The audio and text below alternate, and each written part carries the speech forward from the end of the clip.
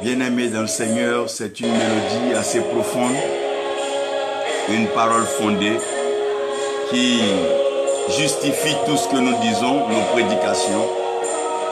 David dit, ô Seigneur, ô Éternel, ô Dieu, pour toujours dans les cieux, ta parole est établie. Et le fait que la parole de Dieu soit établie dans le ciel, c'est notre joie. Oh Lord, thy word be settled in heaven. Ah, Abaya. Oh Lord, Abaya. Ooh, thy word be settled.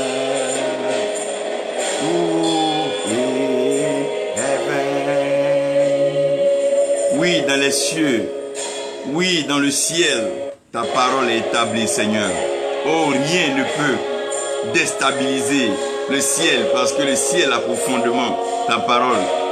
Merci, car nous croyons que nos nations auront ta parole comme fondement, comme socle. Oh my God, heureux, heureux, heureux. Heureuse la nation dont l'Éternel est roi. Heureuse la vie qui a pour fondement la parole de Dieu, car elle est établie pour toujours. Oui. Ah, thy word be settled in heaven. Oh, abide, God. Oh, dwell, get established still, Lord. Thy word be settled in heaven. Yes, in heaven, in the heavenlies. Forever, your word is settled. Your word is established. Oh, nothing can change. Oh, this foundation. This is the sure, a rock foundation. A strong foundation. A steady foundation for many generations. Oh, it stays forever. Your word is established. Oh, David, que tu me fais du bien par cette parole. Pour toujours, oh Seigneur, oh Dieu, dans le ciel, ta parole elle est établie. Thy word be settled. Oh, yeah.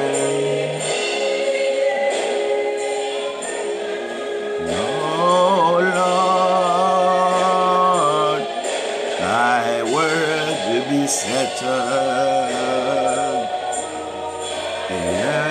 be settled. Oui, sa parole est établie dans le ciel pour toujours. Il est Dieu, sa vérité est fondée, elle ne peut plus changer. C'est en cela qu'il est notre Dieu et il ne change point. Il est l'éternel Dieu, il ne change point. La vérité, elle est établie, elle est déjà fondée, elle est enracinée. Et elle ne pourra plus donc être ébranlée. Personne, ni le mensonge, ni l'accusation. Rien ne pourra déstabiliser cette vérité et cette révélation profonde. Aujourd'hui, par la grâce de Dieu, permettez-moi de vous emmener progressivement dans la parole de Dieu. Hier, je vous parlais du livre, ce livre qui est mystérieux et qui est sacré. Ce livre donc qui ne doit pas s'éloigner de notre bouche et que nous devons méditer jour et nuit. J'aimerais ici vous faire réaliser que quand vous prenez la Bible en elle-même, quand vous prenez le livre dans son contenu, dans le plein du livre, vous allez voir qu'il y a des portions qui ont été des questions, des interventions, des réactions des hommes. Par exemple, quand à la croix, il est dit par le brigand, si tu es fils de Dieu, voilà, si tu es fils de Dieu, sauve-toi et sauve-nous. Par exemple, quand à la tente, Satan lui dira, si tu es fils de Dieu, vous voyez, c'est des portions qui sont ajoutées pour pouvoir donc argumenter, justifier des réponses dans le cadre d'un dialogue ou d'une conversation. Mais la parole de Dieu en elle-même, elle est établie dans le ciel. Et cette parole-là, elle est établie dans le ciel. Et comme elle est établie dans le ciel et que personne n'est monté, ni personne n'est descendu, à part le Fils unique du Dieu vivant qui est Jésus-Christ, notre Seigneur et notre Sauveur, c'est lui qui a l'original. c'est lui qui a l'authentique, c'est lui qui a le fondement, c'est lui qui a le dépôt de cette parole. Et cette parole-là, elle a été révélée progressivement. Donc dans la révélation de la parole, nous sommes arrivés à avoir les portions utiles, les portions nécessaires, les portions à connaître, à comprendre, à appliquer pour la vie sur la terre. Mais la parole qui est établie dans le ciel, elle est établie pour toujours. Elle ne bouge pas, elle est inébranlable. Elle sert de fondement à la justice, à la droiture, à la miséricorde et à la grâce de Dieu. C'est dans ce fondement-là que Dieu siège. Sa parole. Mais laissez-moi aujourd'hui vous entraîner dans le mystère de la parole de Dieu. Parce que l'amour est toujours très mystérieux pour celui qui n'aime pas. Vous savez, quand on n'aime pas Dieu, quand on n'aime pas sa parole, quand on n'aime pas Jésus-Christ et qu'on n'aime pas le Saint-Esprit, mais nous sommes par concours de circonstances dans le temple devant un serviteur de Dieu pour des besoins ou pour des problèmes, vous voyez que la parole de Dieu devient mystérieuse, bizarre et étrange pour nous. Par exemple, Saül ne prenait pas plaisir dans la parole de Dieu. Il a rencontré le prophète a partagé un repas avec lui, après quoi le prophète l'a oint, il est devenu roi. Ce qui intéressait Saül, c'était sa royauté. Ce qui intéressait Saül, c'était sa position, son gain, son avoir. Mais Saül n'était pas préoccupé par la source, le donateur, celui qui apporte et celui qui bénit. Et très souvent, le problème que nous avons, c'est que nous aimons la bénédiction, mais nous ne cherchons pas à aimer la source de la bénédiction.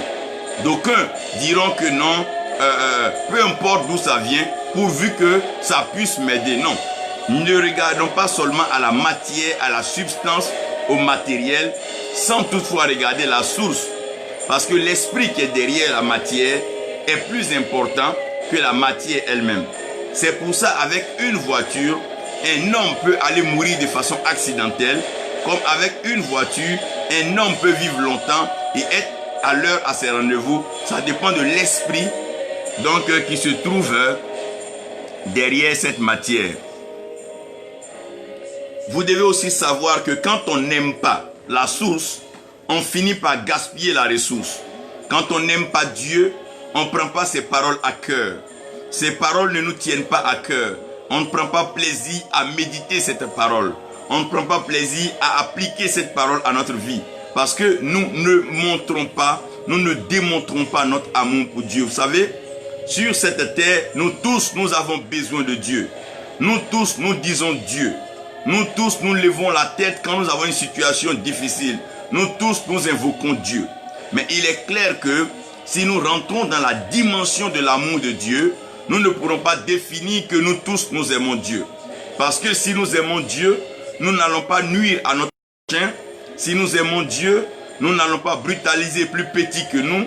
Si nous aimons Dieu, nous ne serons pas aussi méchants et nous ne serons pas aussi cruels. Si nous aimons Dieu, il y a des choses que nous n'allons pas pouvoir faire, il y a des choses que nous n'allons pas pouvoir dire à cause de l'amour de Dieu qui est manifesté en Jésus-Christ notre Seigneur. Donc quand nous regardons aux agissements des hommes, aux paroles des hommes, aux pensées, aux idées, aux projets des hommes, nous pouvons définir que tout le monde n'aime pas Dieu. C'est une conclusion que nous pouvons tirer. Et mettre dans le lot maintenant de ceux qui aiment Dieu, nous pouvons aller de façon progressive. Dans l'amour de Dieu, certains veulent voir la main de Dieu. Ils aiment la main de Dieu parce que c'est la main de Dieu qui donne.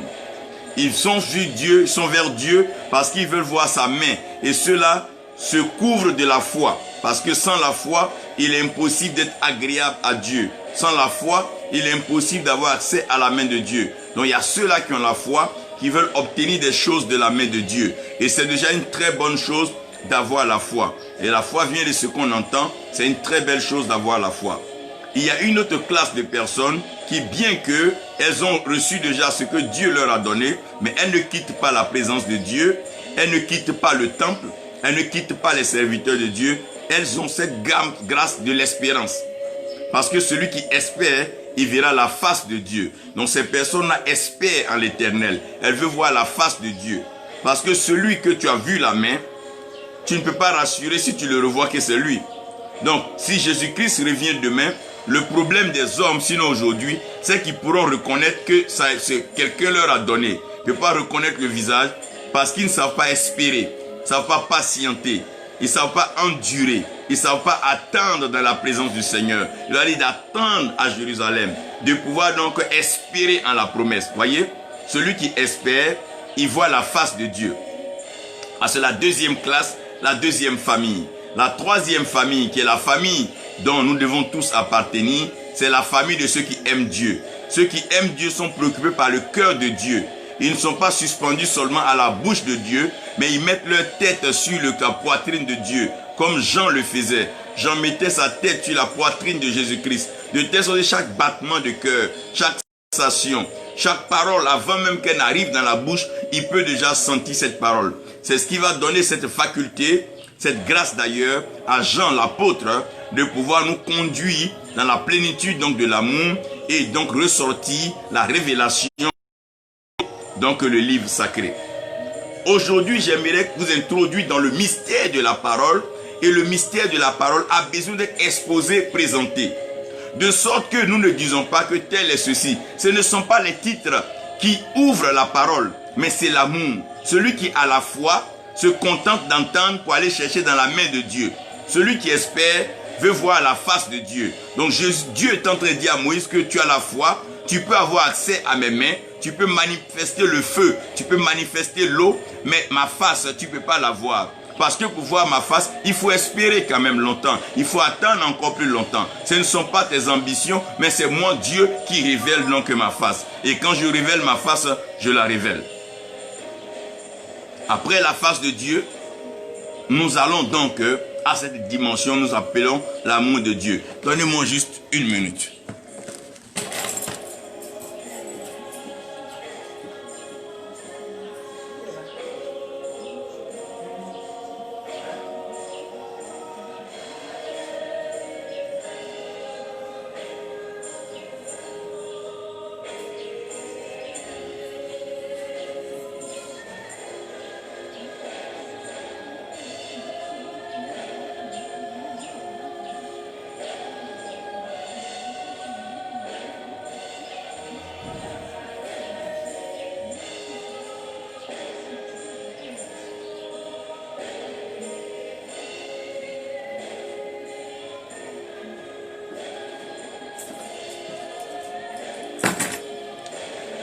Donc, par l'amour, cœur de Dieu. Et ceux qui aiment Dieu sont patients dans la présence de Dieu. Ceux qui aiment Dieu ne regardent pas seulement ce que leur Dieu leur donne. Ils ne sont pas limités à ce que Dieu leur donne. Mais ils veulent aller plus loin. Ils veulent sonder les profondeurs de Dieu. Parce que Dieu sonde les cœurs et Dieu sonde les reins. Vous savez, les vrais trésors de la vie de l'homme ne se trouvent pas dans sa main. Les vrais trésors de la vie de l'homme ne se trouvent pas dans la face. Mais les vrais trésors se trouvent dans le cœur. La Bible dit de garder notre cœur pur, donc plus que toute chose, parce que de notre cœur, donc jaillit donc la source de vie. C'est dans le cœur que la vie se trouve. Donc quand nous approchons la parole de Dieu, elle est mystérieuse. Celui qui a la foi a sa façon de comprendre la parole de Dieu. Celui qui espère a une autre façon de comprendre la parole de Dieu. Mais celui qui aime Dieu a une autre découverte, parce que l'amour révèle l'intimité. Vous voyez, celui qui t'aime, quand il vient chez toi, tu peux lui permettre d'entrer dans ta maison, rentrer même dans ta chambre. Celui que tu aimes, tu lui donnes accès à des choses interdites aux autres. Mais celui qui est venu te voir juste pour prendre de l'argent, boire un peu d'eau, ou bien peut-être demander un service, tu peux le recevoir même au salon, ou bien dehors si ce n'est pas vraiment urgent. Mais quand c'est une affaire intime, quand c'est lié au cœur, là c'est dans l'intimité, dans le sérieux, on prend le temps. Gloire soit rendue à Dieu pour cette génération qui va rentrer dans l'intimité du Seigneur. Je bénis le Seigneur pour ceux qui veulent entrer dans les profondeurs de l'intimité, de l'amour de Dieu. Et le Seigneur veut ces personnes. Et pour ceux qui entrent dans l'intimité de Dieu, ils vont comprendre que la parole, elle est mystérieuse, elle est sacrée. Mais permettez-moi aujourd'hui de vous introduire dans le mystère de la parole. Et dans le mystère de la parole, attendez-vous à entendre certaines choses que le chrétien, l'habitué du dimanche ou l'habitué des cultes peut ne pas comprendre. Pourquoi? Parce qu'au fait, Dieu cache les choses. Proverbe 25 dit, c'est la gloire de Dieu de cacher les choses. Donc si Dieu ne cache rien, il n'a pas de gloire. Parce que la gloire de Dieu, ce qui fait la gloire de Dieu, c'est de cacher les choses. Vous savez, ce qui fait la force d'un homme, c'est de savoir se cacher. Ce qui fait la force, la beauté d'un homme, c'est de savoir cacher des choses. On ne révèle pas tout. On n'expose pas tout. Mais vous devez comprendre que l'amour cache des choses, vous voyez? Ah mon Dieu, l'amour cache un jeu. L'amour cache quelque chose. L'amour cache des choses. Ah mon Dieu. Oh mon Dieu, mon Dieu, mon Dieu. Maintenant, quand nous approchons la parole de Dieu, nous devons nous poser deux questions. Est-ce que tu fais ce que tu lis ou bien tu fais ce que tu entends? Il y a des gens qui lisent la parole de Dieu et ils font directement ce qu'ils ont lu. Alors que quoi? Non. La Bible dit que la foi vient de ce qu'on entend, mais la foi ne vient pas de ce qu'on lit. Tu peux lire un verset et si tu veux aller appliquer ce verset, tu peux l'appliquer, ne pas avoir le résultat parce que ce que tu lis ne donne pas la foi. Mais c'est ce que Dieu dit qui donne la foi. Oh mon Dieu. Vous savez, ce que nous lisons est différent de ce que nous entendons. Quand nous lisons, nous entendons notre voix. Mais quand la Bible nous parle, nous entendons la voix de Dieu. Il dit, si nous écoutons sa voix, si nous écoutons sa voix, c'est la voix. Jean dit, il est la voix de celui qui crie dans le désert. Il n'a pas dit, il est l'écriture, oh mon Dieu, du désert. Mais il est la voix, frère. Laissez-moi ici vous déposer une réflexion. Que fais-tu en tant qu'enfant de Dieu? Ce que tu lis ou ce que tu entends? Parce que tu peux lire la Bible et faire tout ce que tu lis, sans toutefois entrer dans la grâce. Le jeune riche a fait tout ce qu'il a lu, mais il n'a pas fait ce qu'il a entendu de la part de Jésus-Christ. Donc il y a ce que tu lis et il y a ce que Dieu te dit. Maintenant, retenez encore pour un fondement de base, la foi ne vient pas de ce qu'on lit. Ça va pas être, je dis que non, je suis riche, je suis prospère, que c'est la foi. Non, la foi vient de ce que Dieu dit. Mais quand je proclame, je m'encourage, je me fortifie. Je me prédispose, je crée l'environnement favorable à la foi. Mais la foi, elle vient de ce qu'on entend. C'est comme un champ. Tu peux crier dedans maïs, maïs, maïs, mais tant qu'on ne sème pas le maïs, le champ ne produira pas de maïs. Donc nous préparons l'atmosphère par notre proclamation, notre déclaration et même par des paroles fortes. Mais ces paroles fortes-là ne seront fondées que sur la parole de Dieu, sur la voix de Dieu. Si cela peut se comprendre, aidez-moi donc à vous introduire dans Genèse 1. Genèse 1, verset 26-29, quand Dieu dit à l'homme, l'homme est son image et l'homme est sa ressemblance, qu'est-ce que Dieu veut nous dire? Dieu veut dire que c'est vrai, aujourd'hui tu es né au Burkina Faso, peut-être tu es né en Afrique ou tu es né au Gabon. L'Européen, devant l'Américain, tu n'as pas de complexe, tu n'as pas de retard, tu n'as pas de sous-développement. Parce que c'est vrai, on te définit par rapport au territoire dans lequel tu es né et au pays auquel tu appartiens. Mais au fait, tu es l'image et tu es la ressemblance de Dieu. Ça veut dire que si on doit t'identifier comme l'image et donc la ressemblance de Dieu. Tu n'as aucun complexe devant le diable, tu n'as aucun complexe devant Satan, tu n'as aucun complexe devant une nationalité ou un quelconque pays. Tu peux te retrouver dans le campement, le village le plus reculé, mais quand tu as la conscience que Dieu dit tu es son image et tu es sa ressemblance, peu importe ce que les livres d'histoire écrivent, peu importe ce que les livres de géographie disent, tu es l'image de la ressemblance de Dieu, point. C'est ce que la Bible dit de toi. Dieu dit, tu es son image et tu es sa ressemblance. Donc tu n'as pas de problème de racisme parce qu'au fait tu n'as pas de race. Ta race c'est la race de Dieu. Tu n'as pas de problème de pigmentation, de complexe. La Bible n'a jamais dit que tu es noir. Non, non, non. La Bible dit que tu es l'image et tu es la ressemblance de Dieu. La Bible n'a jamais dit que tu es pauvre. Elle va plus loin pour dire que le pauvre dise que je suis riche et que le faible dise que je suis fort. Et la Bible parle de la restauration, de la restitution. Donc tout ce que tu as perdu, la Bible te donne le plein droit de récupérer cela. Il n'y a pas de problème de complexe.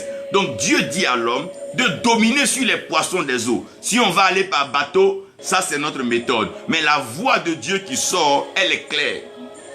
Et cette voix nous demande de dominer sur les oiseaux qui s'envolent dans les airs, dans le vent, et tous les animaux qui se déplacent à la surface de la terre. Ça c'est ce que Dieu nous dit, parce que Dieu sait qu'il nous a créés à son image et selon sa ressemblance. Maintenant, dans Jean 1, 1 à 3, nous comprenons qu'au commencement était la parole, et cette parole-là, elle était avec Dieu. Et la parole qui était avec Dieu, elle était Dieu. Et cette parole-là a fait toutes choses au commencement. Et nous comprenons que tout ce qui a été fait par la parole. Donc rien de ce qui n'est fait sans cette parole.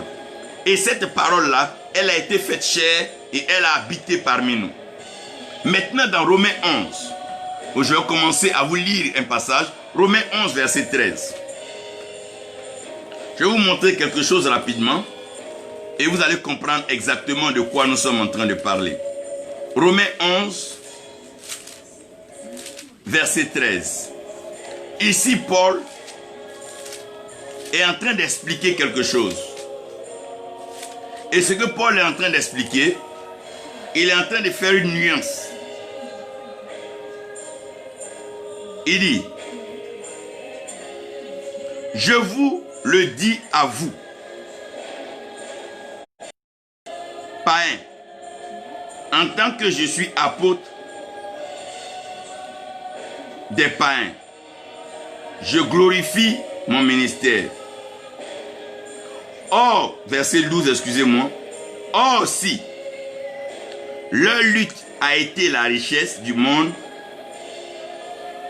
et leur amoindrissement, la richesse des païens, combien plus sera-t-il ainsi quand ils se convertiront tous? Donc ici, Paul est en train de parler de la conversion, qui est différent de la recherche des richesses, des trésors et des biens de cette terre. Elle n'a rien à voir avec la conversion. On peut bien s'organiser pour avoir des richesses, mais ça n'a rien à voir avec la conversion. Vous allez comprendre que c'est toute une autre chose. Apocalypse 1, versets 10 à 12, Jean est en train d'entendre une voix lui parler. Lorsque Jésus se révèle à Jean, Jean veut se prosterner devant Jésus. Et non, l'ange lui dit, ne te prosterne pas devant moi, parce que je suis ton compagnon de lutte. Mais dans les versets 12, 10 et 12, vous allez comprendre que la voix qui parle à Jean n'était pas devant Jean. Donc ce n'était pas ce que Jean voyait devant lui qui lui parlait. Mais la voix venait de derrière. Jean lui pensait que c'est l'ange qui est devant lui là qui doit adorer. Donc il y a toujours une voix derrière l'image. Donc ce que tu vois là peut ne rien avoir à ce que Dieu est en train de te dire. Tu peux voir un accident, mais n'interprète pas par le langage des hommes. Il y a une voix derrière. Il y a toujours une voix derrière. Galates 5, verset 17. Paul est en train d'expliquer que les désirs, les œuvres, les actions de la chair sont contraires et totalement contraires à ceux de l'esprit. Donc dans Genèse 2, Dieu va prendre la poussière de la terre et Dieu va fermer l'homme. Donc à partir de la terre, vous devez comprendre que la terre avec laquelle Dieu a formé l'homme, les désirs de la terre, de la chair, sont contraires à ceux de l'esprit. Parce qu'il dit, aussi élevé que le ciel est de la terre, ainsi sont ses pensées des nôtres. Donc de la même façon que le ciel est élevé, le ciel a sa pensée, la terre a sa pensée. Donc quand Dieu fait l'homme, que Dieu prend la chair, la poussière a des désirs qui sont contraires, la chair, à ceux de l'esprit. Maintenant Jean 6. Je vous donne ces passages pour que nous puissions mieux développer ce que je vais vous dire. Jean 6, verset 63. Je lis la parole de Dieu. C'est l'esprit qui vivifie. La chair ne sert de rien. Les paroles que je vous ai dites sont esprit et vie. Père, tu es l'autorité spirituelle suprême, tu règnes dans le ciel et sur la terre tu accomplis tes œuvres. Viens par ta parole, fais-nous du bien, inspire-nous, ouvre notre entendement, aide-nous à comprendre ce qui est de toi. Dis-nous ce que tu veux nous dire, afin que nous fassions ce que tu nous dis, parce que nous entendons ce que nous lisons de la bouche des hommes, car c'est toi notre Dieu. Sans toi, nous sommes égarés dans ce monde-là. Il t'a plu d'envoyer Jésus-Christ pour nous orienter, nous amener à reconnaître ta voix et à suivre ta voix, car lui seul est le chemin, la vérité et la vie. Père, nous aspirons à cette vie éternelle, laquelle tu nous as prédestinés depuis le commencement, depuis la fondation du monde. Merci pour cette belle partie que tu nous donneras de parler de toi. Parle-nous pendant que nous t'écoutons, au nom de Jésus. Amen. Je veux donc commencer par vous dire 4 vérités fondamentales que vous découvrez ou nous découvrons dans notre marche avec le Seigneur, et plus notre amour pour le Seigneur grandit. La parole de Dieu est souvent mystérieuse. Et si tu veux comprendre simplement ce que tu lis, tu risques même de condamner les choix de Dieu. Et tu risques de t'opposer même à la volonté de Dieu et combattre la volonté de Dieu. Pendant que des hommes sont en train de prier, en tant que Dieu les appelle au service, voilà un qui s'appelle Saul de Tarse, il prend un courrier officiel et décide d'aller massacrer, tuer les chrétiens. Donc dans la tête de ce Saul de Tarse là, jamais pensé aller servir Dieu. Saul de Tarse partait tuer les chrétiens. Donc pendant que d'autres sont en train de prier, Seigneur, utilise-moi, utilise-moi, en train de se sanctifier, se purifier, voilà un même qui a décidé de s'engager dans la destruction à outrance. Et c'est lui que Dieu va prendre la peine de choisir sur le chemin de Damas et faire de lui apôtre pour les païens. Quelle contradiction, quelle incompréhension, quel mystère. Pourquoi? Parce que vous allez comprendre que quand Dieu est en train de choisir, ce que vous devez réaliser, c'est que Dieu ne tient pas compte des critères d'homme. Il regarde Ésaü qui n'a rien fait. Il dit que lui, il aime Jacob. Pourquoi? Parce que Dieu est Dieu et l'amour de Dieu pousse Dieu à faire ce que Dieu veut. L'amour nous conduit à faire des choses qui sont souvent différentes de ce que nous avons écrit. Vous allez savoir maintenant avec moi que ce qui est écrit n'est pas forcément ce qui est dit.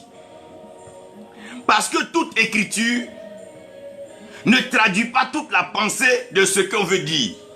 C'est pour ça souvent tu fais un post. Quelqu'un qui te connaît, c'est que non, c'est pas ce qu'il veut dire. Pourtant, il lit ce que tu as écrit. Souvent, il y a des erreurs d'écriture. On dit non, c'est vraiment ce qu'il a écrit, mais voilà ce qu'il veut dire. Parce qu'il y a ce qu'on écrit et il y a ce qu'on dit. Frère, aussi longtemps que tu vas marcher par ce qui est écrit, c'est pas sûr que tu comprennes ce qui est dit. Parce que si, telle que la Bible est écrite, elle était suffisante en elle-même, on n'aurait plus besoin du Saint-Esprit pour nous conduire dans la vérité. On n'aurait plus besoin de prédicateurs, de prophètes, d'apôtres pour nous révéler la pensée de Dieu. On n'aurait plus besoin d'enseignants pour nous conduire dans l'esprit de la parole, parce que ce qui est écrit allait être suffisant. Mais au fil du temps que vous allez lire la Bible, vous allez comprendre que ce qui est écrit n'est pas forcément ce qu'il dit. La Bible a écrit et elle est formelle que le fils de la femme va écraser la tête du serpent. Mais la première rencontre, la deuxième rencontre du serpent avec l'homme, c'était Moïse, quand Moïse jette son bâton. Si Moïse s'était simplement focalisé à ce qu'il avait lu, il allait prendre ses pieds et écraser la tête du serpent. Mais avec quel bâton il allait en Égypte? Dieu dit non, non, non, Moïse saisit le serpent par la queue. Voyez, comprenez que si vous focalisez sur ce qui est écrit, vous risquez de ne pas entendre ce qu'il dit. Parce qu'il y a ce qui est écrit et il y a ce qui est dit. La Bible dit que la lettre tue. La lettre, elle tue. C'est pour ça qu'il y a trop de légalisme, il y a trop de dogmes, il y a trop de religieux, il y a trop de pieux, il y a trop de penseurs, il y a trop de philosophes. Parce qu'ils sont focalisés sur la lettre. Ils prennent la lettre pour condamner, ils prennent la lettre pour blâmer, ils prennent la lettre pour tuer, ils prennent la lettre pour saturer, pour pouvoir donc barricader la pensée des gens. Frère, ce qui est écrit n'est pas forcément ce qu'il dit. Ce qui est écrit n'est pas forcément ce qu'il dit. Regardez bien. Il dit le jour que Adam et Ève mangent de ce fruit, ils vont mourir. Le serpent vient. Il dit si vous mangez, vous ne mourrez pas, vous serez comme Dieu. Après que Adam et Ève aient mangé le fruit, voilà Dieu maintenant qui parle. Il dit maintenant que l'homme est devenu comme l'un des nôtres, ça veut dire que s'il mange ce fruit, il ne meurt pas, mais ils deviennent comme Dieu. Seulement ici, ils connaissent le bien et le mal, mais ils seront détruits par le mal. Parce que Dieu ne leur donnera pas accès aux fruits de l'arbre de la vie. C'est Dieu lui-même qui les a empêchés de manger du fruit de l'arbre de vie. Ça veut dire que ce qui est écrit n'est pas forcément ce qu'il dit. C'est pour ça que quand tu lis la parole de Dieu, de grâce, laisse l'Esprit de Dieu te parler. Ce que tu lis ne te donne pas la foi. Non. C'est ce que Dieu dit. C'est ce que Dieu dit. C'est ce que Dieu dit. Vous lisez dans la Bible dit Dieu et Dieu dit. Et l'Esprit de Dieu fit. Tant que Dieu ne parle pas, il n'y a pas d'engagement de foi. Parce que Dieu est lié à sa parole. Dieu est lié à ce qu'il dit. La Bible dit, ce que sa bouche déclare, sa main accomplit. Pas ce qui est écrit. La Bible ne dit pas que Dieu fait ce qui est écrit. La Bible dit, ce que la bouche de Dieu déclare, sa main l'accomplit. Donc tant que Dieu ne dit pas, ce qui est écrit, c'est d'instruction, donc de connaissance. C'est pour ça que tout le monde peut lire la Bible. Un païen peut lire la Bible, un sorcier peut lire la Bible, un magicien peut lire la Bible. Tout le monde peut lire parce que ce qui est lu n'est pas ce qui est dit. Quand vous regardez les Écritures, si vous ne faites pas attention, vous allez penser que la voix de Dieu, elle est contraire aux Écritures.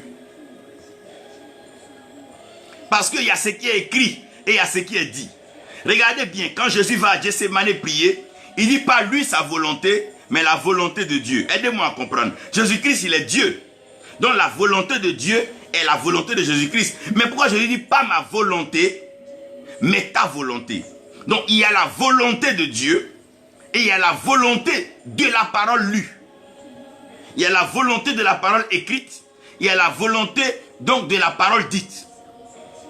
Quelqu'un peut t'écrire un courrier. Si tu ne fais pas attention à l'esprit derrière le courrier, tu vas te fâcher, te mettre en colère, tout simplement parce que tu n'as pas compris l'esprit qui est derrière ce message. Pourquoi beaucoup de gens meurent dans nos lieux de culte, c'est qu'on est trop appuyé sur ce qui est écrit sans chercher à comprendre ce qu'il dit. Il est écrit que oui, mais il dit quoi? Ce qui est écrit dit quoi? C'est pas ce qui est écrit, mais c'est qu'est-ce qu'il dit. Parce que la main de Dieu est toujours en phase avec la bouche de Dieu. Donc la bouche de Dieu est ce qui fait sortir la vérité de Dieu. Mais la parole qui est écrite, elle est écrite pour servir et pour que nous puissions la garder comme instruction de base. La Bible dit, lorsqu'il n'y a pas de révélation, le peuple périt. Donc la révélation, c'est ce qui sort de la bouche de Dieu. Mais quand il n'y a pas de révélation, le peuple périt.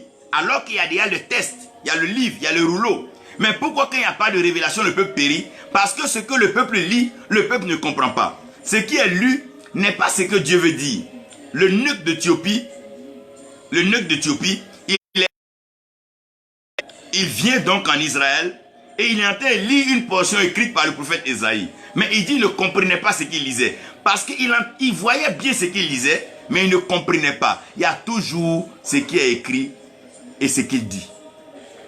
Frère, ce que Dieu écrit, quand tu vas marcher avec Dieu, tu vas te rendre compte que pour la plupart du temps, ce qui est écrit n'est pas ce que Dieu dit.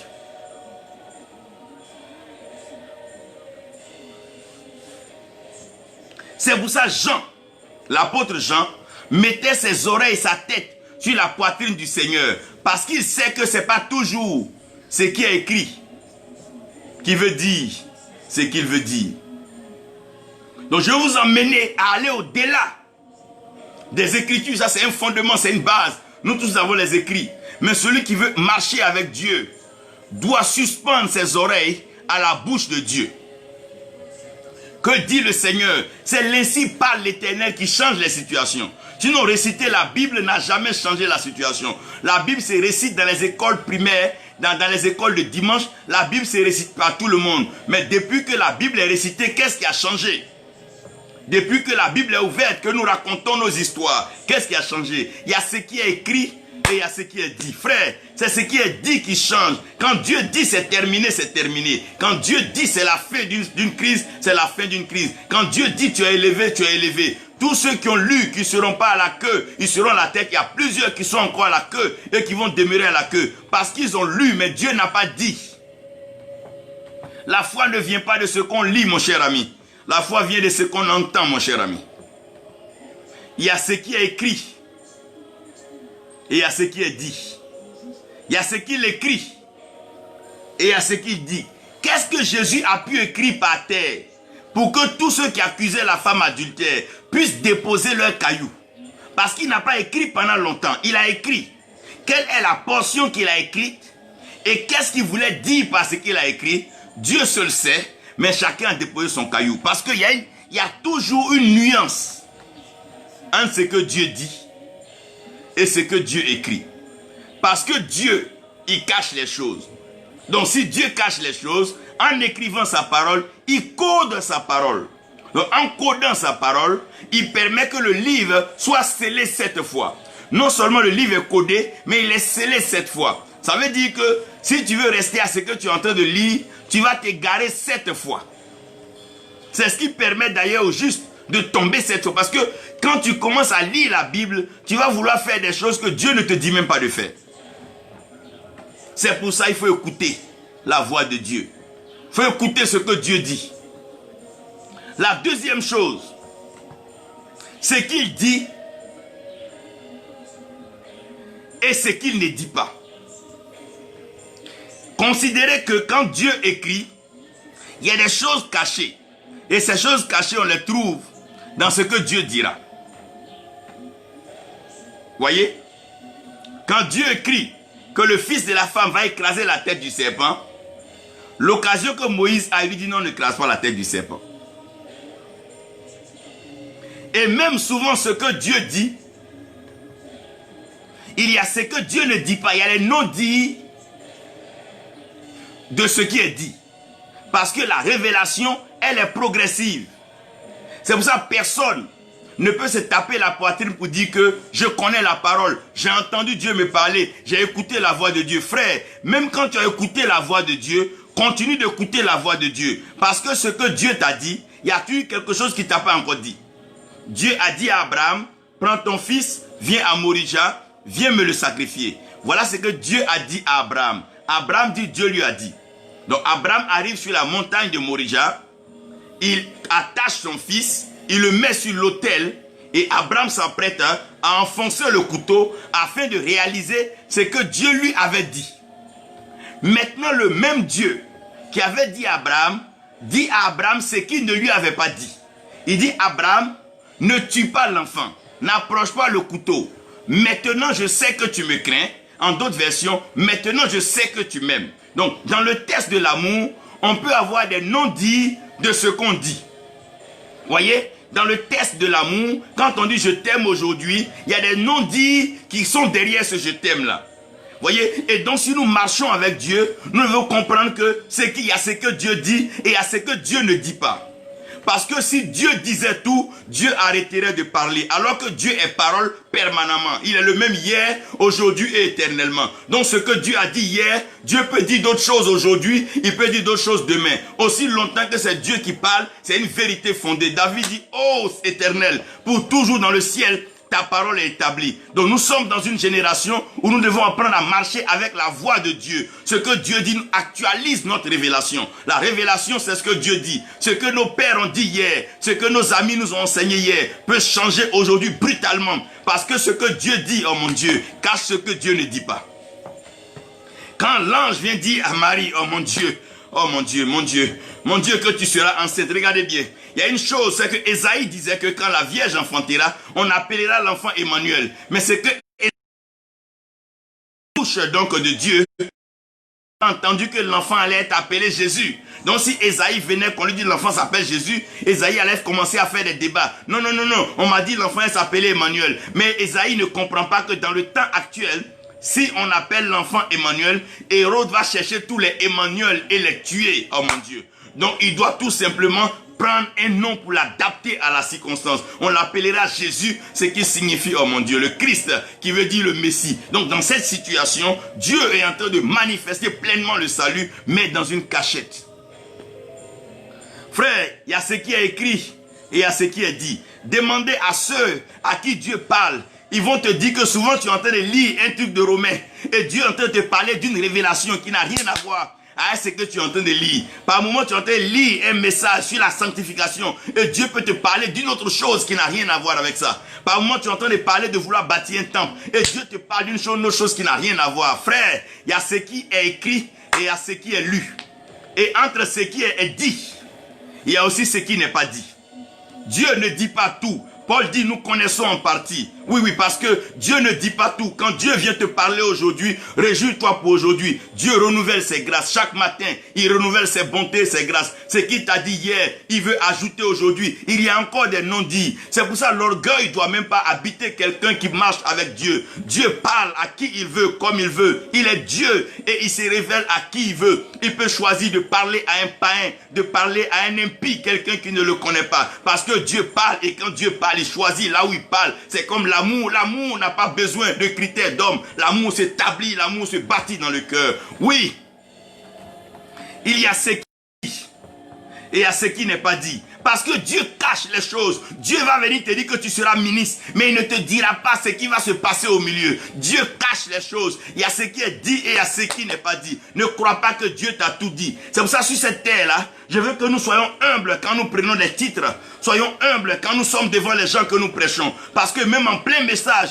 Dieu peut te dire quelque chose qui n'a rien à voir avec le message pour t'amener à changer le message. Parce qu'il y a ce qui est dit et ce qui ne dit pas. Il y a des choses que Dieu dit et il y a des choses que Dieu ne dit pas. Même Jésus, il dit l'heure de sa venue et le jour de sa venue, il ne sait pas. Dieu ne lui a pas encore dit cela, mais Dieu lui a dit reviendra bientôt sur les nuées pour nous prendre. Mais Dieu ne lui a pas encore dit le jour et l'heure. Dieu cache des choses parce que c'est la gloire de Dieu de cacher les choses. On ne peut pas être au même niveau d'information que Dieu. On ne peut pas être au même niveau de révélation, de compréhension que Dieu. Il est Dieu, il est souverain et il parle à qui il veut, comme il veut, dans le temps qu'il veut, selon les dispensations, les saisons. Dieu déroule sa parole comme est un rouleau. Quand le rouleau roule, chacun lit ce qu'il lui plaît, ce qu'il entend. Et Dieu reste Dieu parce que Dieu est souverain. Personne n'égale à Dieu. Il est l'autorité spirituelle suprême. Il a établi sa parole au ciel, au-dessus de toutes choses. Dieu est Dieu. Frère, laissons Dieu parler. Ce que tu as entendu, gloire à Dieu. Ce que nous n'avons pas encore entendu, attendons un peu encore. Dieu nous parlera. On a comme l'impression que la situation est déjà perdue. Mais Dieu parlera toujours. Dieu a le dernier mot. Il y a ce qu'il dit et il y a ce qui... Oh mon Dieu. Il dit à Esaïe, va dire au roi Ézéchias, va me dire à ce roi-là de mettre tout en ordre parce qu'il va mourir. Qui parle à Esaïe? C'est Dieu. Dieu dit à Esaïe, va lui dire.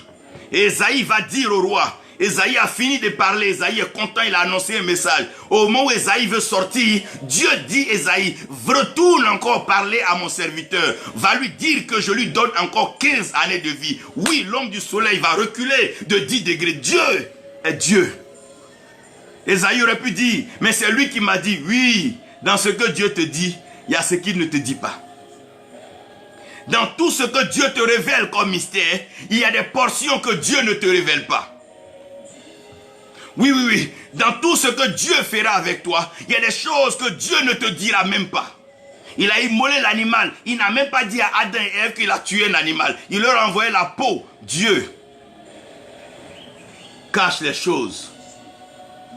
Frère, je vais vous dire aujourd'hui une chose qui va vous étonner. Dieu ne dit jamais ce qu'il veut faire. Et si Dieu doit le dire, Dieu ne le dira pas à l'homme. Mais il préfère dire à Satan. Parce que quand Dieu veut t'élever, il annonce ton élévation à tes ennemis. Et c'est la haine, la rage de tes ennemis qui va d'ailleurs accomplir la volonté de Dieu. Parce que Dieu veut dresser ta table en face de tes ennemis, en face de tes adversaires. Mais comment tes ennemis et tes adversaires que la table sera dressée? C'est Dieu lui-même qui va annoncer qu'il va te bénir. Il dit directement au serpent, le fils de la femme écrasera ta tête. Est-ce qu'il avait besoin de lui dire ça? Adam lui-même, il ne lui a même pas dit qu'Adam aurait un enfant. Ève, alors, il lui a dit, elle aura des grossesses. Mais une grossesse ne garantit pas des enfants. On peut faire de fausses couches. Mais au serpent, il lui garantit avec certitude que le fils de la femme, c'est-à-dire que la femme enfantera. Qu'elle soit stérile ou pas, elle enfantera. Et il dit qu'il n'y ait pas de stérile parmi vous parce qu'elle doit enfanter. Dieu annonce toujours ce qu'il veut faire à tes ennemis. Et c'est dans le comportement de tes ennemis que tu vas comprendre le message que Dieu veut te donner. Parce qu'il y a des enseignements, on ne peut comprendre qu'en portions. On doit partitionner. Quand Dieu veut t'élever, il va dire à tes ennemis, dont les sorciers de ton village, quand ils s'élèvent contre toi, tu commences à prier, tu commences à jeûner, tu commences à chercher des hommes de Dieu pour des actes prophétiques. Mais si les sorciers ne t'avaient pas attaqué, tu n'allais pas prier, tu n'allais pas jeûner, tu n'allais pas trouver des actes prophétiques. Donc Dieu se sert de l'ennemité, il se sert de l'adversité pour révéler ce qu'il veut faire. Donc Dieu ne te dit pas tout ce qu'il veut faire avec toi. De peur que tu sois trop orgueilleux et que tu en parles à toute la discipline de ce que Dieu veut faire. Quand Dieu dit à quelqu'un, les prophètes, c'est fini, le lendemain, il a sa Bible, ainsi par l'Éternel. Non, Dieu ne te dira pas ça. Il va te laisser te chercher, il va te laisser souffrir, aller dans la bassesse. Il va te laisser tourner en rond, le temps de former la pensée, le caractère de Christ en toi. De telle sorte que, étant devenu prophète, tu manifestes exactement ce que Dieu veut. C'est le diable qui devient le formateur, parce que lui forme mieux. Quand lui te presse, tu es obligé de crier à Dieu. Quand lui te malmène, il te domine, tu es obligé de crier à Dieu. Tout ce que vous voyez à l'église, ne croyez pas qu'ils sont venus parce que vous êtes beau, vous prêchez bien. C'est un problème. C'est le diable qui leur a envoyé un message mystérieux, un message destructeur, un message de folie, de chaos, un message de pillage, de meurtre. C'est ce message qui les a envoyés vers toi. Il y a un feu que le diable leur envoie pour leur dire que je viens derrière toi. Et c'est à cause de ça, ils fuient pour venir dans la présence de Dieu. Oh, j'aime ta présence, elle me fait du bien, Seigneur. J'aime ta présence, oui, elle me fait du bien. Mais parce que derrière, il y a quelqu'un qui me poursuit. J'aime ta présence, Seigneur, elle me fait du bien. Elle me fait du bien, ta présence, Seigneur. Elle me fait du bien. Oui. C'est que Dieu ne dit pas. Et ce que Dieu fait. Quand Dieu parle à tes ennemis, parce que la parole de Dieu doit revenir à Dieu. Et dans le principe de l'aller-retour, ce qui va ne revient pas s'il ne rencontre pas un obstacle. Et l'obstacle pour venir à Dieu, c'est de naître de nouveau. Alors que pour naître de nouveau, il faut mourir à l'ancienne vie. Donc Dieu prend la mort, la malédiction, le malheur comme étant l'obstacle final. Quand l'homme va cogner le malheur, il revient à Dieu. Quand l'homme va cogner la malédiction, il revient à Dieu. Quand l'homme va cogner la mort, il revient à Dieu. Donc quand un homme sent une malédiction, il veut être béni, il court vers Dieu. Quand un homme voit le malheur arriver, il court pour aller vers Dieu. Pourquoi? Parce que Dieu a besoin de placer cela afin de nous ramener à lui. Il nous cela. Donc souvent c'est la peur du diable, c'est la crainte des ténèbres qui fait qu'on allume la lumière. On n'allume pas la lumière toujours parce qu'on l'aime, mais parce qu'on a peur des ténèbres. Pourquoi on active notre foi? Parce que le doute est en train de nous détruire. C'est quand on a peur, on commence à proclamer, n'aie pas peur, ne crains point. C'est quand la peur commence à venir. Oui. C'est quand la culpabilité est grande qu'on parle de se justifier par le sang de Jésus. Oui, c'est quand le complexe elle veut te tuer que tu dis non, nous sommes glorifiés, nous sommes une race élue. Oui, Dieu a fait cela pour que ça puisse nous ramener vers lui. Le fils prodige, ne croyez pas qu'il est revenu vers son père forcément parce qu'il aimait son père. Non, il est revenu à cause de la circonstance de dehors. Parce qu'il était avec ce père qu'il aimait avant de partir. Donc l'amour ici n'est pas ce qui a ramené le fils prodigue, mais ce qu'il a trouvé sur le terrain l'a ramené au père. Frère, il y a une situation qui ramène toujours à Dieu. Et pour que tu reviennes à Dieu, Dieu donne ça au diable. Pour qu'il te malmène. Quand il malmène Job, quand il presse Job, plus il presse Job, le langage de Job monte. Quand il presse Job, Job monte dans la révélation. Quand il commence à brutaliser Job, quand la femme de Job dit, maudit Dieu, meurs, Job dit à sa femme, pourquoi parles-tu comme une insensée? Oh, n'est-ce pas l'Éternel qui a créé? N'est-ce pas lui qui a donné vie? Oh mon Dieu. Là, Job entre dans une dimension prophétique. C'est quand le diable te presse que la dimension prophétique sort. Vous savez, la prophétie, le prophétique, c'est comme l'huile. L'huile, hein, quand on prend donc l'olivier, quand on prend donc les grains d'olive, le fruit d'olive, on doit broyer ça. On doit broyer. Et c'est ce qui nous ramène à Dieu. quand le diable commence à nous broyer, la pression sur notre vie, ressort le prophétique, la pauvreté, la souffrance, la malédiction, la misère, quand on est torturé, quand on se moque de nous, quand on est piétiné, ça réveille l'esprit qui est en nous. Le prophétique a besoin de cela. L'esprit du prophète, quand David a vu Goliath insulter Dieu, l'esprit du prophète est un esprit de défi, un esprit de confrontation, un esprit de révélation, un esprit de victoire. Parce que s'il n'y a pas de victoire, il n'y a pas de gloire. Et s'il n'y a pas de bataille, de combat, de confrontation, il n'y aurait pas de victoire. Donc Dieu va provoquer le diable pour qu'il y ait une victoire. Ce qu'il ne dit pas et ce qu'il fait, frère. Quand Dieu veut même te bénir, il ne te dit pas. Parce que tu seras étonné. Mais la Bible dit, lorsque Dieu veut faire, il révèle le secret à ses serviteurs, les prophètes. Donc, quand Dieu veut agir, Dieu révèle le secret à ses serviteurs, les prophètes. Donc, si Dieu veut faire de toi aujourd'hui une femme établie, il ne te dira pas. Il te parlera d'autres choses. Ma fille, je t'aime. Ma fille, tu es bénie. Mais il ne te dira pas. Parce que le secret, il le cache et il le révèle à ses serviteurs, les prophètes. C'est pour ça que Dieu va dire, ne touchez pas à mes oins, ne faites aucun mal à mes oins, ne touchez donc pas à mes prophètes. Parce que quand Dieu veut agir, il prend le prophète à témoin. Donc Amos dit, Dieu ne fait rien sans avoir révélé le secret à ses serviteurs, les prophètes. Donc quand Dieu veut agir, il parle aux prophètes. Mais quand Dieu veut créer l'atmosphère, il parle au diable. Parce que le diable est mieux placé pour te ramener à Dieu. Les hommes peuvent insulter les prophètes, mais personne n'ose insulter Satan. Personne n'ose insulter le diable. Personne n'ose insulter le sorcier ou le marabout. Parce que tu sais que tu t'amuses à insulter là-bas, tu vas payer cash. Donc Dieu prend l'ennemi pour planter le décor. Pour te préparer à venir vers lui. Et quand tu viens vers lui, il te couvre de son amour. Mais il ne te dit pas ce qu'il veut faire. Parce que ce que Dieu veut faire, Dieu ne dit à personne d'autre qu'à ses serviteurs, les prophètes. Ce que Dieu veut faire dans la Côte d'Ivoire, ce que Dieu veut faire dans le Gabon, ce que Dieu veut faire dans le monde, Dieu révèle ce secret à ses serviteurs, les prophètes. Donc, il ne faut pas dire, nous tous, on a lu la Bible, nous tous, Dieu nous parle. Non, non, non, non, arrêtez ces bêtises. C'est vrai qu'on a tous la Bible, c'est vrai que Dieu nous parle tous. Mais quand Dieu veut faire, Dieu révèle le secret à ses serviteurs, les prophètes. La Bible est claire là-dessus. Ça veut dire, l'Éternel Dieu ne fait rien sans révéler le secret à ses serviteurs, les prophètes. Donc, le secret de Dieu va avec ce que Dieu fait. Parce que tout ce que Dieu dit cache un secret. Et si tu n'as pas ce secret, tu ne peux pas le faire.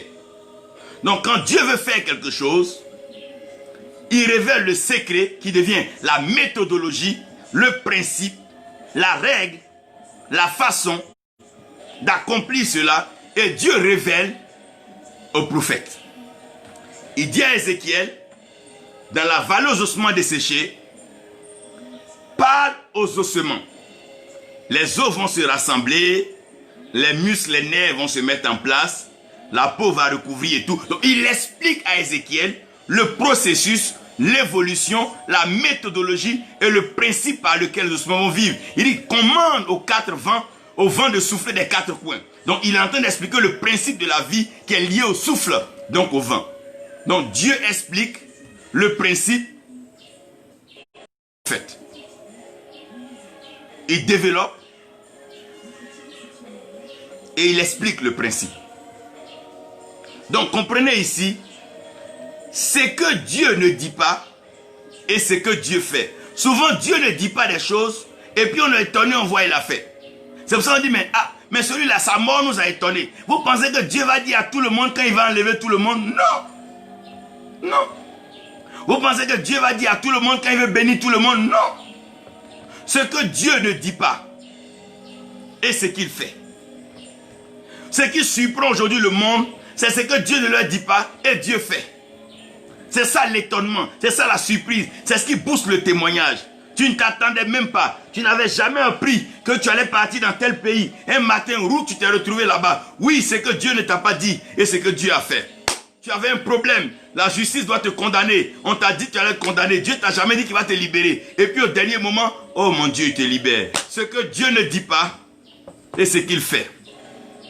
Frère, c'est pour ça qu'il est important de consulter des prophètes, des vrais prophètes de Dieu, des prophètes authentiques de Dieu, qui ne vont pas aller te relire seulement la Bible, mais qui vont te dire l'ainsi parle l'Éternel. Nous avons besoin de l'ainsi parle l'Éternel. Que dit Dieu dans une situation actuelle? Avec ce virus, cette pandémie, avec ce monde en crise, que dit l'Éternel? Qu'est-ce que Dieu veut faire? Qu'est-ce que Dieu nous réserve?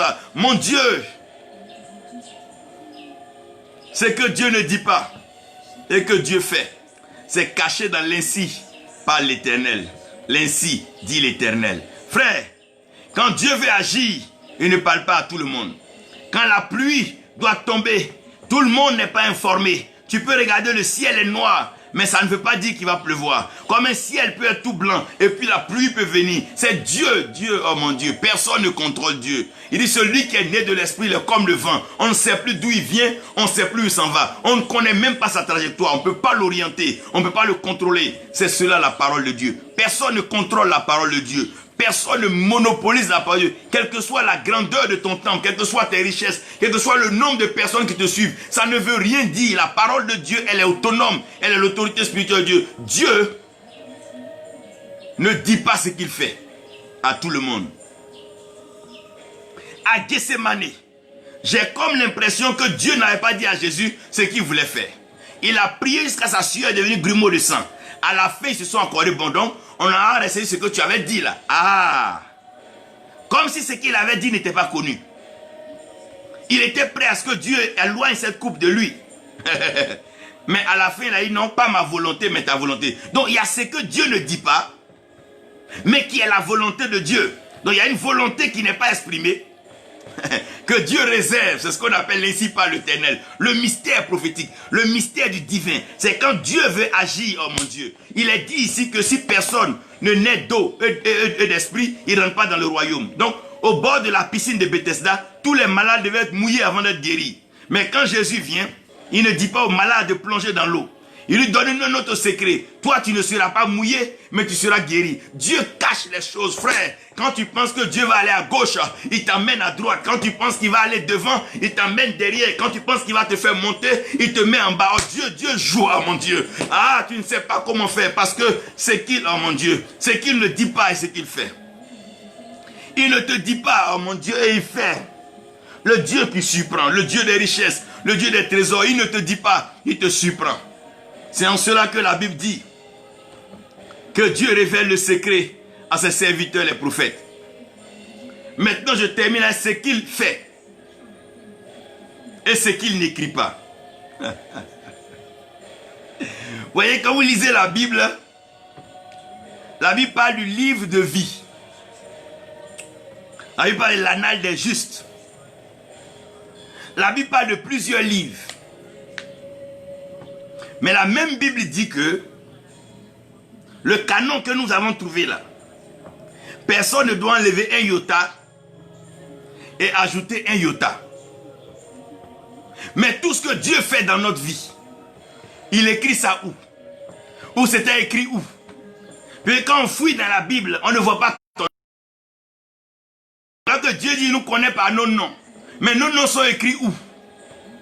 Quand tu prends de la Genèse à l'Apocalypse, tu ne vois pas ton nom. Mais ton nom, il est écrit où? Donc si tu veux regarder à ce qui est écrit ici, tu ne comprendras pas ce qu'il a fait. Quand tu regardes dans cette Bible-là, tu ne verras pas écrit Côte d'Ivoire. Tu ne verras pas écrit Gabon. Non, c'est pas parce que ce n'est pas écrit, mon Dieu. Ah. Qui ne fait pas? Parce qu'il est libre de faire. Sans écrit.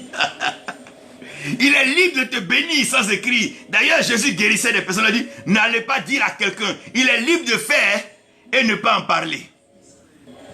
Dieu, oh mon Dieu, Dieu, Dieu. Il est libre de faire et ne pas laisser écrire. Oui, Dieu est celui qui fait et il n'écrit pas. Parce qu'il va modifier encore cela. Frère, si Dieu n'a pas encore écrit, n'a pas mis un point final à ta vie, c'est qu'il est encore en train de faire. S'il n'écrit pas d'abord ce qu'il fait, c'est qu'il veut continuer à faire. Dieu veut continuer à faire. Il va continuer à faire. Frère, la parole, elle est mystérieuse. Dieu va continuer à faire. Nous allons rentrer dans le temps de la manifestation de la parole, de la puissance et de la révélation. Choses qui ne sont pas écrites, que l'homme ne peut pas écrire, que l'homme ne pourra pas écrire, parce que la pensée humaine ne pourra pas décrire les mots en français, les mots en anglais, les mots en arabe, les mots en hébreu, les mots en grec, en araméen ne pourront pas traduire. Ces mots seront trop petits pour traduire ce que Dieu est sur le point de faire. Œil n'a pas encore vu, oreille n'a pas encore entendu. Ce n'est pas monté dans le cœur de l'homme ce que Dieu est sur le point de faire. Dieu veut faire des choses qu'on ne pourra pas écrire. Il veut, oh mon Dieu, il veut bouleverser le monde avec des choses qu'on ne pourra pas écrire. Dieu veut transcender la création. Il veut modifier la créature. Il veut changer les cœurs. Il veut mettre sa main au-delà du cœur de Pierre. Dieu veut souffler son esprit, oh mon Dieu, sur toute chair. Wow! Qui avait un stylo à la Pentecôte pour écrire les langues de feu? Ils ne pouvaient que parler. Ils ne pouvaient pas écrire. Ils étaient surpris de voir des délivrances instantanées, des conversions, des âmes. Oh mon Dieu, je parle de cette conversion. Quand Dieu est sur le point de faire, ce n'est pas d'accumuler des richesses et des trésors terrestres, mais c'est des conversions, des transformations de vie, une évangélisation sans pareil, des gains d'âme incomparables. Des villages seront bouleversés, des vieillards vont jeter le fétiche et ils vont se voir en train de courir. Ce n'est pas écrit quelque part, mais c'est ce que Dieu veut faire. Ce n'est pas écrit et personne ne pourra l'écrire. Dieu va restaurer les fondements de l'Afrique. Il va briser les vieux hôtels. Dieu, c'est pas écrit quelque part. Ça n'a pas été... Oui, ce qu'il fait et ce qu'il n'écrit pas. Tu ne peux pas noter tout ce que tu donnes aux gens. Même un bon comptable, tu ne peux pas noter tout. Il y a des choses que tu donneras, ça t'échappera. Dieu veut faire des choses qui échappent à l'humanité, qui échappent à ce qui est écrit, qui échappent à ce que l'homme pense. Il veut aller au-delà de la pensée des politiques, aller au-delà de la pensée des loges. Il veut dribbler Satan, l'amener là où il ne s'attend pas. Dieu est en mode Dieu. C'est le mystère de la parole. Son amour seul compte.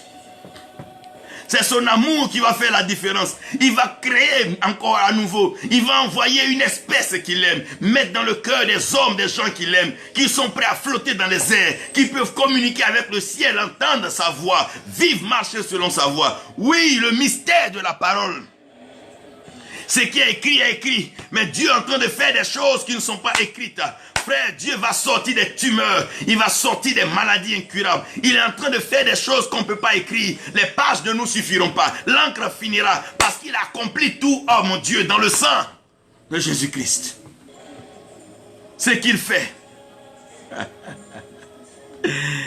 et ce qu'il n'écrit pas. Frère, c'est ça qui fait peur. Et quand on lit dans la Bible, on ne voit pas ça. Mais où est la partie où il dit va élever le Tchad là? On ne voit pas écrit, mais c'est ce qu'il veut faire. On regarde, on cherche ton nom, on ne voit pas ton nom, mais on cherche Sourgou, on ne voit pas Sourgou, mais c'est ça qu'il veut élever, c'est qu'il n'écrit pas. Oh mon Dieu, mais c'est ce qu'il veut faire. Dieu veut faire, frère. Dieu veut faire. Tu n'as pas besoin d'aller prendre un nom qui est déjà écrit dans la Bible. Ça n'a pas besoin d'être écrit. Dieu veut faire des choses, oh mon Dieu. Il veut faire des choses. Dieu ne répète pas la même chose deux fois. Il veut faire dans la Bible. Il y a un seul David, il y a un seul Salomon. Ne cherchez pas à être les deuxièmes des gens de la Bible. Dieu n'a pas besoin que ton nom soit écrit ici. Il y a le livre, oh mon Dieu. Il y a le livre qui est scellé au ciel, le livre de vie. Là où ton nom est écrit. Dieu, mon Dieu, il a un support au ciel. Parce que dans le ciel, pour toujours, sa parole, elle est établie. Elle est établie. Frère, 4 choses que je vous laisse avec le Seigneur. Dans l'amour du Seigneur. Dans la croissance avec le Seigneur. C'est pour ça, ne pensez pas que quand un prophète dit une parole, si Dieu ne vous a pas encore dit cela, ça ne vient pas de Dieu. Dieu parle à qui il veut. La première des choses, faites la différence entre ce qu'il écrit et ce qu'il dit. Ça, c'est le premier principe. Ce qu'il écrit et ce qu'il dit. Ce qu'il dit peut ne même pas être ce qu'il écrit. Parce qu'il est Dieu. La deuxième chose, ce qu'il dit cache ce qu'il ne dit pas. Parce que Dieu peut annoncer la fin d'un événement sans te dire le déroulement. Il dit il est l'alpha, il est l'oméga. Mais le milieu là, il y a des événements. C'est pas qu'il ne sait pas, mais il ne te dit pas. Parce que ce que Dieu te dit cache ce qu'il ne te dit pas. Parce qu'il est un Dieu et sa gloire c'est de cacher les choses. Le jour que nous saurons tout, c'est le jour où nous serons en lui et nous le voyons, nous le verrons tel qu'il est. La troisième vérité, c'est qu'il ne dit pas et ce qu'il fait. Il y a des choses que Dieu ne dira à personne. Il va le révéler à un prophète et il va le faire. Les tremblements, des trucs comme ça peut arriver. Et la quatrième vérité, ce qu'il fait et ce qu'il n'écrit pas. Je prie que ces quatre vérités vous amènent encore à une révélation, à une recherche, à une prière, à une intimité dans l'amour de Dieu. Et je suis convaincu que vous avez entendu partiellement. Vous entendrez encore plus en profondeur. Et vous entendrez encore plus complet. Afin que votre foi, votre espérance, votre amour soit parfait en lui. Et que lui seul, Jésus-Christ, notre Seigneur et notre Sauveur, puisse habiter en vous afin de vous conduire dans la plénitude de la révélation.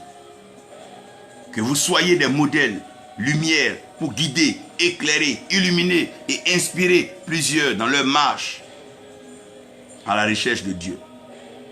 Ce n'est pas une question d'expérience dans le ministère ou espérance, non. C'est une question de Dieu dit quoi. Il a dit qui. Il veut faire comment. C'est ce qui est important. On doit être lié à ce qu'il dit et à ce qu'il fait. Parce que ce qu'il dit l'engage. Ce qu'il fait, il est libre de dire comme ne pas le dire. Il reste Dieu. Que sa paix repose sur vous. Que sa grâce soit sur chacun de nous. Merci pour ta fidélité, Père. Au nom de Jésus. Amen. Oui, pour toujours.